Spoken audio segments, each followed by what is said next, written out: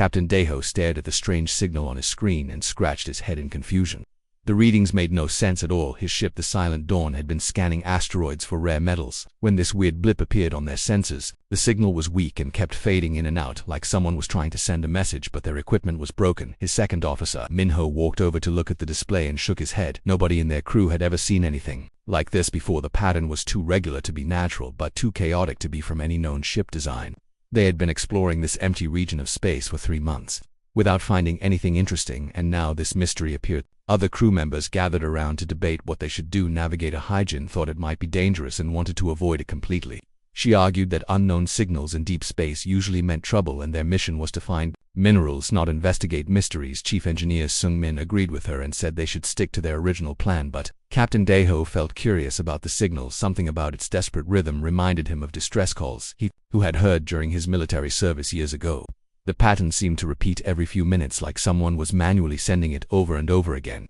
He decided to move the Silent Dawn closer to investigate. Despite his crew's concerns, as they approached the source of the signal, their sensors finally picked up a solid contact. It was a small ship drifting through space with no signs of power or movement. The vessel was unlike anything in their database, with strange angular designs and unusual metal composition. Scorch marks covered its hull and several sections looked damaged from impacts. The unknown ship was tiny compared to their research vessel, probably designed for only 1 or 2 people maximum. Its engines were completely dark and life support systems showed no activity on their scans. But deep inside the ship, their sensors detected one faint life sign, still breathing but very weak. Minho suggested they should report the discovery to Catharian headquarters and wait for instructions. This was standard procedure when finding unknown technology or alien contact, but Captain Deho worried that whoever was inside might die before help could arrive. The life sign was getting weaker every hour they waited. After much discussion, Deho made the decision to bring the unknown ship into their cargo bay using tractor beams. The crew prepared medical equipment and security measures in case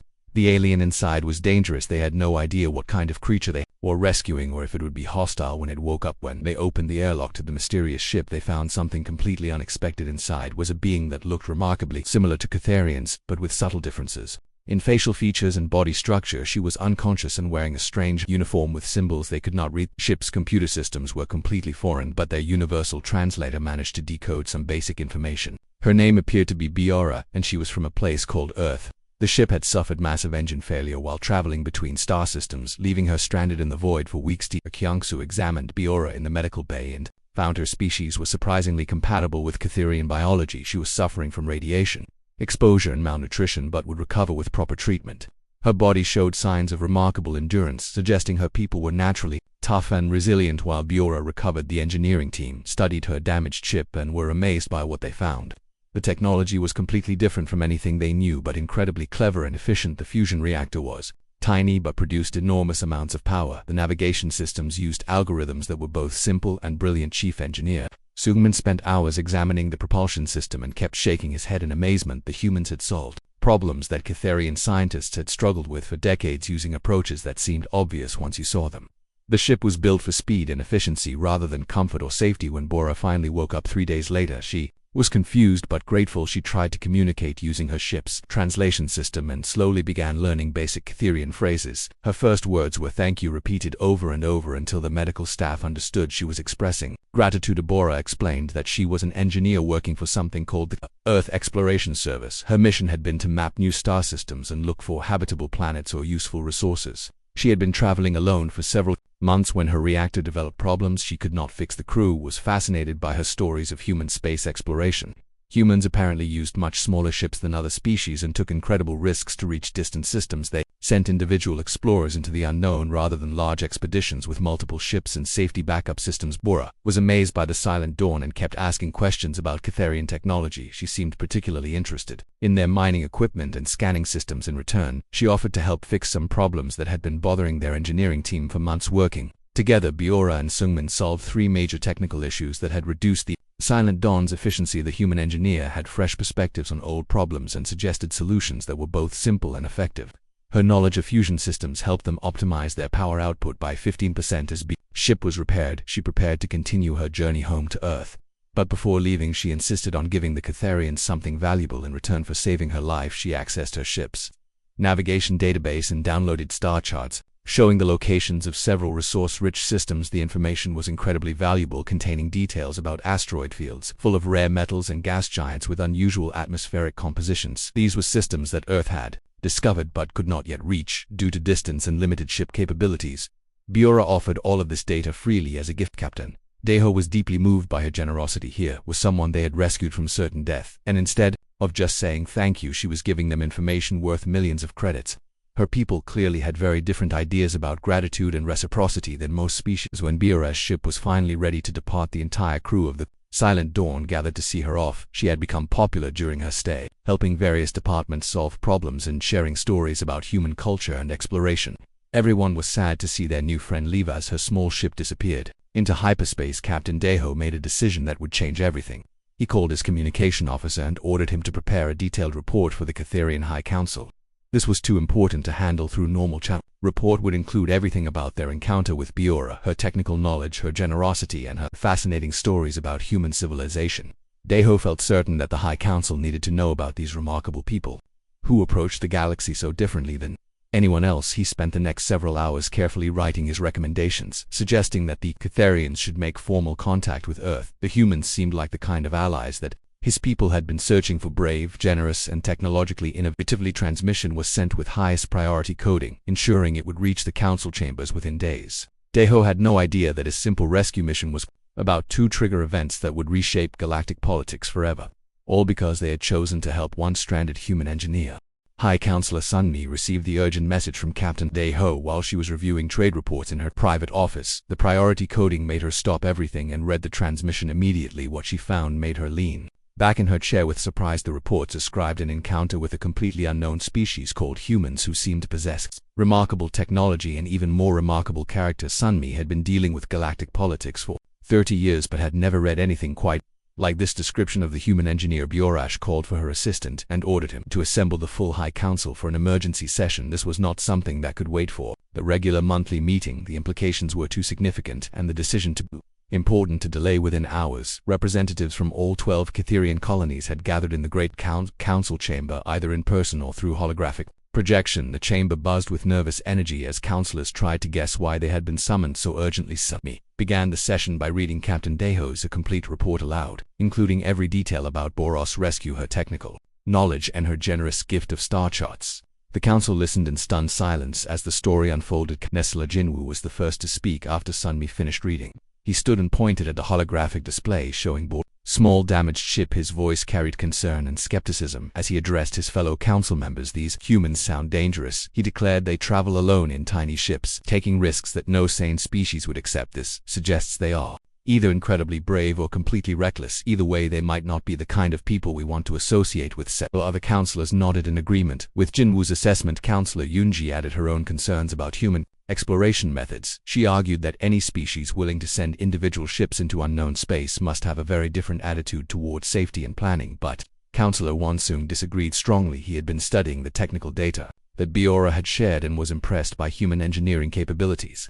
The fusion reactor designs were elegant and efficient, showing advanced understanding of physics and materials science. The debate continued for hours, with counselors taking sides based on their interpretation of the evidence. Some saw humans as potential threats who might be too aggressive and unpredictable for peaceful relations. Others viewed them as valuable allies who could bring new ideas and technologies. And listened carefully to all arguments but found herself most interested in Boros' behavior.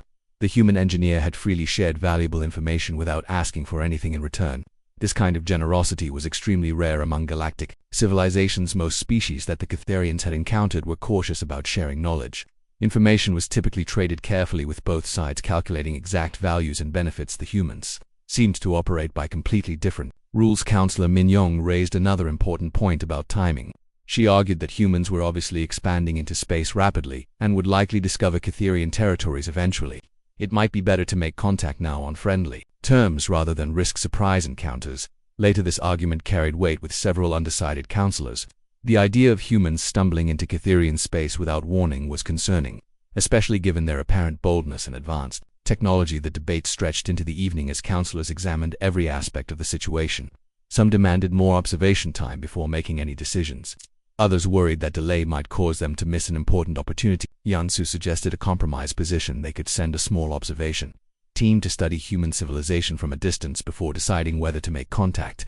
This would provide more information while avoiding the risks of direct interaction. Sunmi had been thinking about a much bolder approach. She stood and waited for the chamber to quiet before presenting her radical proposal.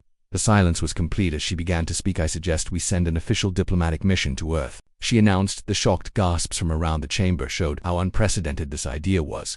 The Catherians had never initiated first contact with any species in their history. The proposal created immediate uproar with councillors shouting questions and objections. Sunmi raised her hand for silence and continued, explaining her reasoning. The humans had already proven their character through BOR's actions. She pointed out that BOR had been grateful for basic assistance and had responded with extraordinary generosity. This suggested that humans valued friendship and reciprocity very highly. If the Catherians approached them as friends rather than cautious observers, they might gain much more valuable allies. Councillor Jinwoo strongly objected to the proposal, arguing that it was too risky and broke too many established protocols. The Catherians had always been careful and methodical in their approach to other species.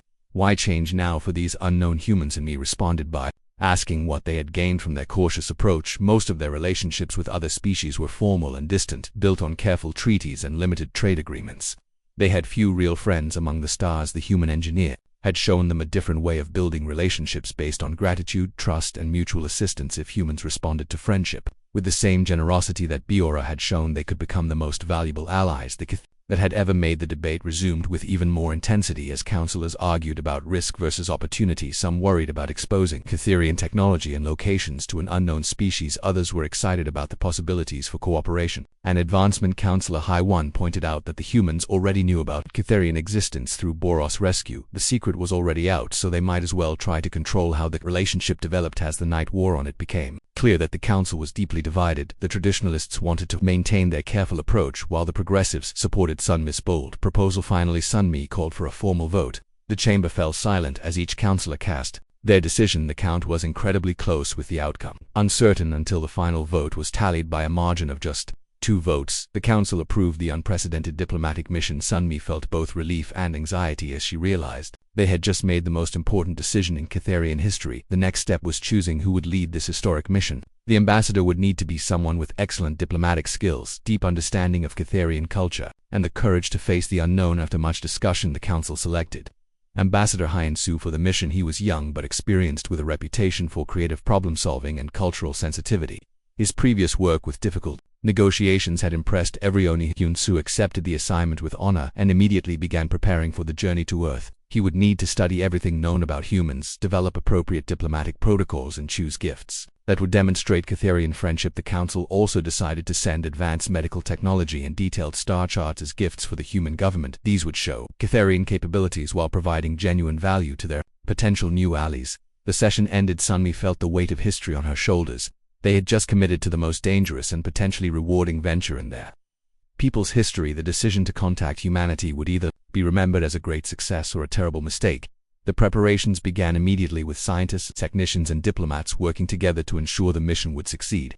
Everyone understood that they were about to make history by reaching out to these mysterious humans who had already shown such remarkable character. Within days, the diplomatic ship Peaceful Current was being prepared for its journey to Earth, carrying hopes, dreams, and the future of Catherian civilization toward an uncertain but exciting destiny among the stars.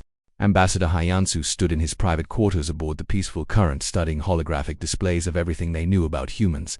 The journey to Earth would take 3 weeks, and he wanted to use every moment preparing for the most important diplomatic meeting in Catherian history. His team had spent days analyzing BOR's behavior patterns and speech recordings, trying to understand human psychology and cultural expectations. They practiced different greeting ceremonies and prepared responses for various scenarios that might occur during first contact. The gifts they carried represented the finest of Catherian science and culture.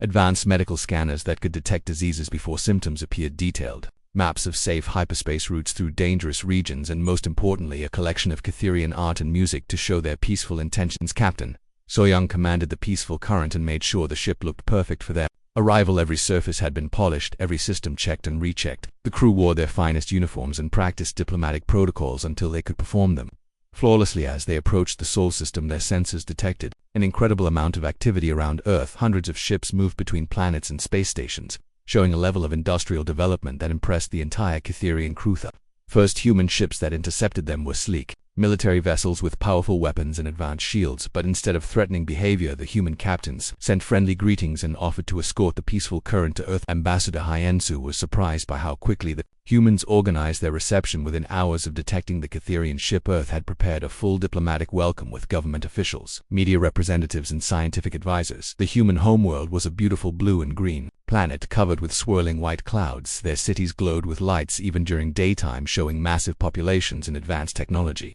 The orbital stations around Earth were enormous and clearly designed for both commerce and defense. Young A of the Earth Federation greeted the Catherian delegation personally at the main orbital station. Her welcome speech was broadcast across human space and translated into dozens of languages. The ceremony was grand but also warm, and genuine was present at the meeting wearing an official Earth Federation uniform and serving as cultural advisor for both sides.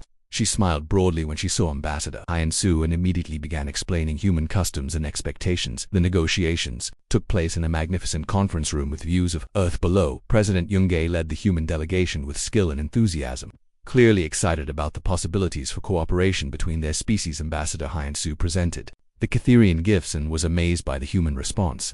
The medical technology was examined by their best doctors, who immediately understood its value and potential applications. The star charts were studied by navigation experts who gasped at the accuracy and detail, but what impressed Hyensu most was how quickly the humans adapted to Catherian diplomatic style. They asked thoughtful questions, showed genuine interest in Catherian culture, and offered their own knowledge freely without demanding immediate returns. The trade agreements were negotiated with remarkable speed. Both species wanted similar things: access to new technologies, cultural exchange programs, and cooperation in space exploration. The humans offered manufacturing capabilities and raw materials, while the Catherians provided advanced science and navigation expertise. President Young A seemed particularly interested in Catherian exploration methods. She asked detailed questions about how they discovered new systems and mapped unknown regions. The humans clearly had big plans for expanding into the galaxy. As the formal negotiations concluded, Ambassador Hyensu felt confident that the mission had been a complete success. The humans were exactly as generous and friendly as Biora had suggested, and the potential benefits for both civilizations were enormous. But then President Young A surprised everyone by announcing that the humans had prepared something special. The Earth Federation wanted to demonstrate their appreciation for Catherian kindness and friendship in a way that would be remembered forever. She explained that humans believed strongly in reciprocating kindness, especially when dealing with friends who had helped them. The rescue of Biora had made a deep impression on human leadership, and they wanted their response to reflect the importance they placed on such friendship. Ambassador Hyensu wondered what the humans had in mind. Their generosity during negotiations had already exceeded his expectations. The trade agreements alone would benefit both species for generations to come. President Young A smiled mysteriously and invited the entire Catherian delegation to accompany her to Earth orbit, where they could see the human response to Catherian friendship. She refused to give any details, saying only that actions spoke louder than words. The shuttle ride to the observation platform took only a few minutes, but felt much longer as the Catherians wondered what surprise awaited them. The humans seemed excited and nervous, suggesting that whatever they had planned was significant. When they arrived at the platform, Ambassador Hyensu looked out at Earth orbit and saw something that made him question his own eyes. Dozens of human warships were assembled in perfect formation, their hulls gleaming in the sunlight. Taeyong welcomed them to the observation deck and began explaining what they were seeing. The ships represented the finest of human military technology, accumulated over decades of development and construction. The fleet included massive battleships, armed with weapons that could crack planets, sleek cruisers designed for speed and reconnaissance, heavy destroyers built for close combat and assault. The total firepower was staggering even by galactic standards, but Ambassador Hyensu still did not understand why they were being shown this impressive display. Perhaps the humans wanted to demonstrate their military capabilities to discourage any thoughts of hostile action. Then President Young A made an announcement that left the entire Catherian delegation speechless. The Earth Federation was giving this entire fleet to the Catherians as a gift of friendship and appreciation of humanity's most advanced warships, complete with cruise training programs and maintenance support for 10 years. It was a gesture so generous that Ambassador Hyensu could barely comprehend its implications. He tried to explain that the rescue of one engineer did not warrant such an enormous gift, but President Young A insisted that friendship was priceless to humanity. The Catherians had shown kindness when they did not have to, and humans always remembered such generosity. The human leader explained their philosophy simply: when someone helps a human in need, especially a stranger with no obligation to do so, that person becomes family to all humanity. The fleet was just the beginning of what they hoped would be lifelong friendship. Ambassador Hyensu realized that humans operated by completely different rules than any other species in the galaxy. Their approach to friendship and gratitude was so extreme that it would reshape everything about galactic politics and alliance. As he watched the magnificent fleet preparing for transfer to Catherian command, he understood that his people had just gained the most powerful and generous allies in known space. The galaxy would never be the same again. Admiral Taeyong stood on the bridge of the Earth battleship Harmony's Edge, watching as the massive fleet assembled around Earth's orbital stations. 50 of humanity's most advanced warships had been called together for an unprecedented mission, and their crews understood the importance of making a perfect impression. The fleet represented decades of human military development and industrial capability. Each ship was a masterpiece of engineering designed for different roles in space combat. The battleships could destroy enemy fleets, the cruisers could outrun anything in known space, and the destroyers could fight in close quarters. Captain Jun-ho commanded one of the heavy cruisers and felt both pride and nervousness as he prepared his ship for transfer to Catherian control. His crew had been selected for their professionalism and ability to work with alien species. This would be their greatest challenge. The Catherian delegation watched from the observation platform as ship after ship emerged from hidden military bases and orbital shipyards. The humans had been deliberately modest about their military capabilities during negotiations, but now the truth was revealed. Ambassador Hyansu counted the vessels with growing amazement. Each ship was larger and more advanced than anything in the Catherian fleet. The total firepower assembled here could challenge entire galactic empires, yet the humans were giving it away as a simple gift. President Yoongae stood beside the stunned Catherian diplomats and began explaining the philosophy behind this incredible gesture. The Earth Federation believed that kindness should be rewarded with overwhelming generosity, especially when dealing with friends who had helped humanity. She pointed to the flagship Harmony's Edge and described its capabilities. The ship could travel faster than most known vessels, had shields that could deflect planet-cracking weapons, and carried enough firepower to level entire cities. The humans had built it as their ultimate expression of military power, but now they were giving it to the Catherians along with 49 other equally impressive warships. Admiral Taeyong had volunteered to lead the transition team that would train Catherian crews in human military tactics and ship operations. The human leader explained that each ship came with complete technical manuals, spare parts for 10 years of operation, and human advisors who would stay as long as needed. The Cath would not just receive the ships but also the knowledge to use them effectively. Ambassador Hyansu tried again to explain that rescuing one stranded engineer did not warrant such an enormous gift, but President Yoongae smiled and shook her head. The value was not in the action itself but in the spirit behind it. The Catherians had shown that they were the kind of people who would help strangers in need without expecting anything in return. This was exactly the quality that humans valued most in potential allies and friends. She told them about human history and how their species had survived by helping each other through disasters, wars, and exploration. When humans found others who shared this philosophy, they wanted to build the strongest possible bonds. The gift was also practical. President Yoongae admitted Earth had been looking for reliable allies who could help defend against the various threats in the galaxy.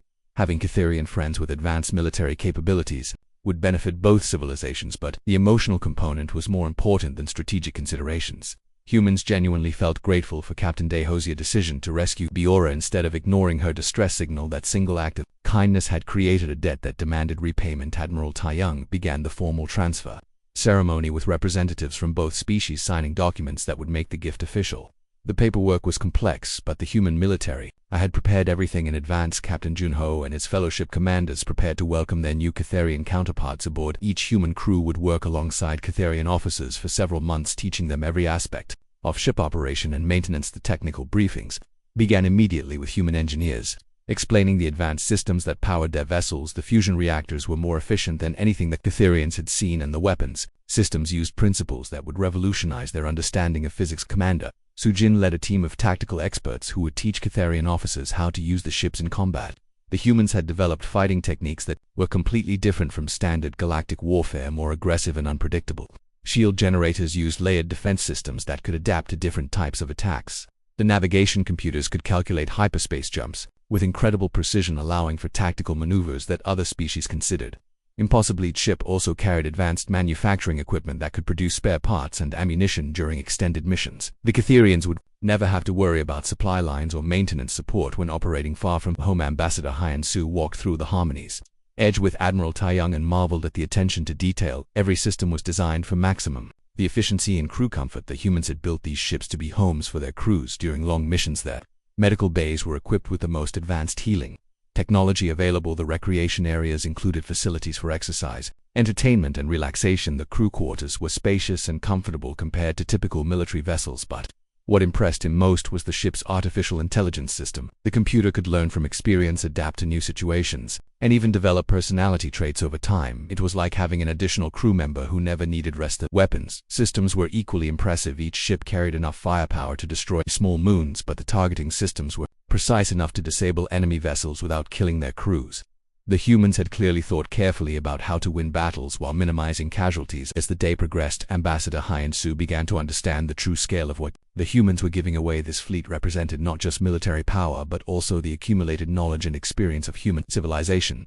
The gift included detailed tactical manuals that explained human military philosophy, training programs that would educate Catharian officers, and cultural exchange programs that would strengthen the bonds between their species. President Youngay made one final speech as the transfer ceremony concluded. She reminded everyone that friendship was a two-way relationship and that humans expected their Catharian allies to be equally generous when the opportunity arose. The Earth Federation looked forward to working with the Catharians on exploration missions, scientific research, and mutual defense. They hoped this gift would be the foundation for centuries of cooperation and friendship. As Ambassador Hyansu prepared to return home with his people's new fleet, he realized that the galaxy was about to witness something unprecedented. A species that responded to simple kindness with overwhelming generosity would change everything about interstellar politics. Other civilizations would soon learn what humans meant when they said that friendship was priceless and that kindness would always be repaid with interest. The age of careful, calculated diplomacy was ending, and the age of human generosity was about to begin.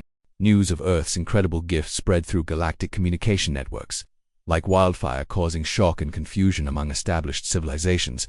The idea that any species would give away 50 advanced warships as a simple thank you gesture seemed impossible to most alien governments. Chancellor Wu Song of the Galactic Trade Consortium called an emergency meeting at the neutral station orbiting Nexus Prime. Representatives from dozens of species gathered to discuss what they were calling the human anomaly and its implications for galactic politics. The meeting room buzzed with nervous energy as diplomats tried to understand human behavior.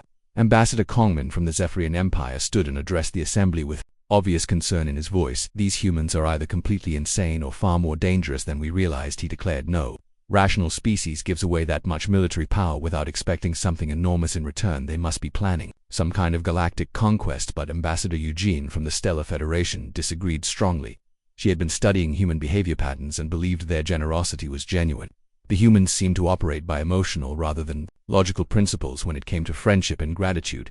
The debate continued for hours as representatives tried to make sense of information that contradicted everything they knew about interstellar relations. Some species had been carefully neutral in galactic politics for centuries but now found themselves reconsidering their positions. If humans were willing to give such generous gifts to minor allies, what might they offer to major partners? The political balance of the galaxy began shifting as civilizations sought to establish contact with Earth through various diplomatic channels. Meanwhile, the Catharian High Council found themselves in possession of the most powerful fleet in their history. High Councilor Sun Mi called another emergency session to discuss how to integrate the human warships into their existing military structure. The human ships were not only advanced but came with human advisors eager to share tactical knowledge and maintenance techniques. Captain Deha, the officer who had first rescued Bora, was promoted to admiral and given command of the combined fleet. Admiral Deho felt overwhelmed by his new responsibilities but also excited about the possibilities. The human officers were professional and friendly, sharing their knowledge without any signs of condescension or superiority. Commander Lena led a squadron of the new cruisers on their first patrol mission through Catharian space. The ships performed flawlessly with their advanced sensors,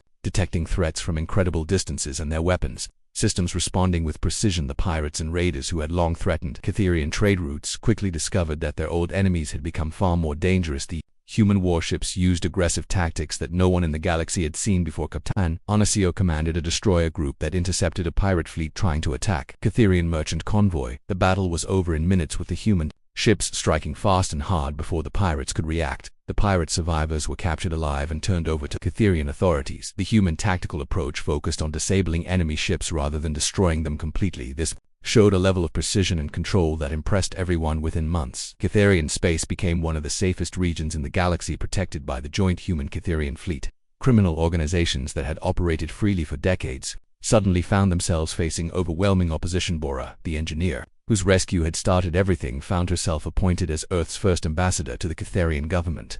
She worked closely with both species to establish research stations, trade agreements, and exploration partnerships. Her office became a hub of activity as scientists from both civilizations collaborated on projects that would benefit everyone. The fusion reactor improvements that Biora had suggested were now being implemented across the Catharian fleet. The research stations produced breakthrough discoveries in materials, science, energy, production, and space navigation techniques. Both species contributed their expertise, freely creating advances that neither could have achieved alone. Other galactic civilizations watched these developments with growing interest and concern. The human-Cathedrian alliance was becoming more powerful every day, and their approach to cooperation was unlike anything seen before. The Andromedan Council sent a secret diplomatic mission to Earth, hoping to negotiate their own agreement with the generous humans. But they made the mistake of approaching the negotiations with traditional calculating methods. When the Andromedan delegates offered carefully measured trade agreements and limited technology exchanges, President Yoongae politely declined. She explained that humans preferred to work with species who shared their values of friendship and mutual support.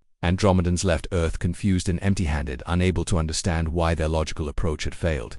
They had offered fair value for human assistance, but somehow missed the emotional component that humans considered most important. Meanwhile, the Crystalline Collective made a completely different approach. They sent a small damaged ship into human space and waited to see if Earth would respond with the same kindness they had shown. The Catharian human rescue fleet found the crystalline ship within hours and immediately provided assistance without asking questions. The grateful crystallines received medical aid, technical support, and safe passage home, just as Bura had bought when the crystalline government offered to repay the debt. With valuable mineral rights and advanced crystal technology, the humans surprised them by asking for something different instead. Earth wanted a formal alliance based on mutual friendship and shared exploration goals. The humans were more interested in having reliable friends than profitable trading partners. This approach confused many species but attracted others. The galactic balance of power continued shifting as more civilizations discovered what it meant to help a human or be helped by one. The old system of careful, calculated relationships was breaking down. Species that had been enemies for centuries found themselves working together. When both became friends with humanity, the humans seemed to have a talent for bringing different groups together through their infectious enthusiasm and generosity. The galaxy began to understand that humans operated by different rules than everyone else. They valued friendship over profit, loyalty over convenience, and generosity over caution. This made them either the most dangerous or most valuable allies possible. Admiral Deho commanded his fleet on a joint mission with human forces to establish a new trade route through previously dangerous territory. The cooperation between Cathar and human crews had become seamless after months of working together. Mission was a complete success, opening up new opportunities for both civilizations and demonstrating the power of their alliance. Other species took notice and began reconsidering their own policies toward humanity. As the first anniversary of Boras' rescue approached, Ambassador Heiansu prepared a special celebration to honor the event that had changed everything. The ceremony would be attended by representatives from dozens of species who had been influenced by the human example. The galaxy was learning that small acts of kindness could have enormous consequences, and that friendship was indeed the most valuable currency in the universe. The age of human generosity had begun, and nothing would ever be the same. The rescue of one stranded engineer had grown into a transformation of galactic civilization itself, proving that sometimes the most important moments in history begin with simple decisions to help a stranger in need.